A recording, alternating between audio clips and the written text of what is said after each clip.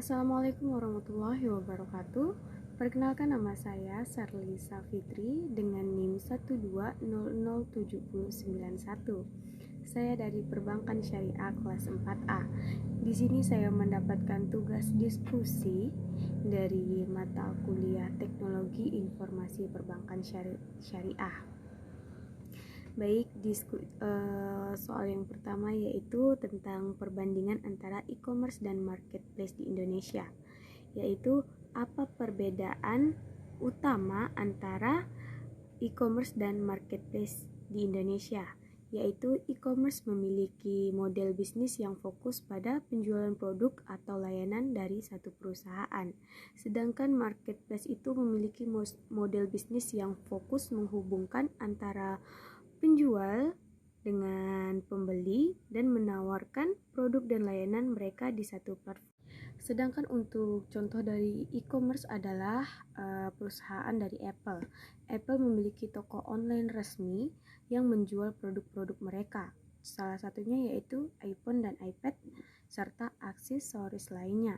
Sedangkan contoh dari marketplace adalah Tokopedia. Tokopedia ini salah satu situs marketplace terbesar di Indonesia yang menawarkan berbagai macam produk mulai dari pakaian, makanan, minuman, elektronik hingga produk-produk lokal dari UMKM. Menurut saya pribadi yang lebih populer adalah marketplace karena di situ konsumen dapat mencari berbagai jenis apapun yang mereka mau dari berbagai brand yang mereka mau juga. Sedangkan e-commerce tadi itu kan hanya salah satu brand ya. Sedangkan marketplace itu dari banyak merek gitu. Baik, soal nomor 2 yaitu mengenai inovasi dan tren terkait dalam e-commerce dan marketplace di Indonesia. Pertanyaannya yaitu apa saja inovasi terbaru yang diterapkan oleh platform e-commerce dan marketplace di Indonesia. Nah, inovasi terbaru yang diterapkan oleh platform e-commerce dan marketplace Indonesia adalah menerapkan sistem informasi keuangan negara yang terintegrasi secara digital. Sistem tersebut dikenal dengan nama Sistem Perbendaharaan dan Anggaran Negara atau SPAN. SPAN menjadi program transformasi berskala nasional dalam pengelolaan belanja negara di Indonesia. Selanjutnya yaitu bagaimana tren pembelian online berubah seiring berjalannya waktu. Situasi pandemi COVID-19 memaksa kita semua untuk mengubah cara hidup, bersosialisasi, atau yang lebih familiar dengan sebutan new normal. Salah satu kebiasaan yang berubah adalah dengan meningkatnya tren belanja online. Sebelum kegiatan pandemi, belanja online memang juga bukan hal yang baru lagi.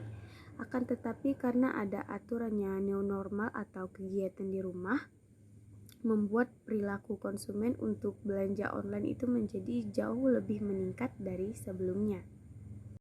Baik, kita lanjut ke soal nomor 3 mengenai dampak sosial dan ekonomi e-commerce dan marketplace di Indonesia. Pertanyaannya yaitu bagaimana e-commerce dan marketplace Indonesia mempengaruhi pola belanja, lapangan kerja, dan pertumbuhan ekonomi di Indonesia. Menurut saya, melihat perkembangan e-commerce dan marketplace yang begitu pesat, kita bisa memanfaatkan peluang yang ada. Salah satunya dengan kita masuk ke berbagai platform marketplace. Optimalkan penjualan di marketplace dengan layanan manajemen multi-channel yang tersinkronisasi. Nah, itu aja udah cukup bagi kita yang tidak punya dana untuk membuka ruko atau gimana. Kita bisa berjualan secara online tanpa perlu modal untuk tempat. Nah, jika negara melihat dan memanfaatkan peluang ini dengan baik dengan strategi kebijakannya, maka ini bisa membantu pemerintah untuk mengurangi angka pengangguran serta angka kemiskinan. Bagi pertumbuhan ekonomi di Indonesia, yaitu transaksi e-commerce sendiri memberikan kontribusi besar bagi ekonomi digital Indonesia, di mana pada 2021 lalu nilainya mencapai 53 miliar US dollar Jumlah ini diprediksikan akan meningkat sampai 104 miliar US dollar pada 2025 dengan level pertumbuhan 18%. Itu paparan dari Menko Airlangga. Baik teman-teman, di soal yang nomor 4 ini yaitu mengenai keamanan dan perlindungan konsumen. Pertanyaannya yaitu, apa aja langkah-langkah yang diambil untuk melindungi konsumen dari penipuan dan produk palsu?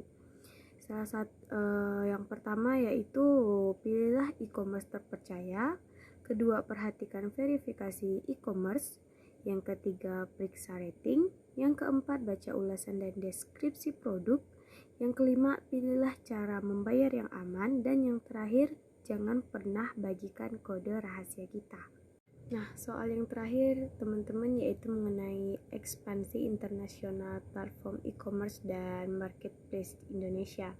Pertanyaannya yaitu bagaimana platform e-commerce dan marketplace Indonesia mengembangkan operasional mereka di pasar internasional, serta apakah ada tantangan dan keberhasilan yang signifikan. Mengenai pengembangan operasional merek di pasar internasional, tentunya mereka harus beriklan secara baik, yaitu beriklan di Google AdWords. Selanjutnya, lakukan riset harga terbaru secara berkala, maksimalkan fitur untuk mobile friendly, serta jangan memaksa pelanggan. Mengenai tantangan e-commerce dan marketplace di Indonesia, yaitu mengenai layanan sistem pembayaran. Kebanyakan sekarang itu masih melakukan pembayaran secara manual.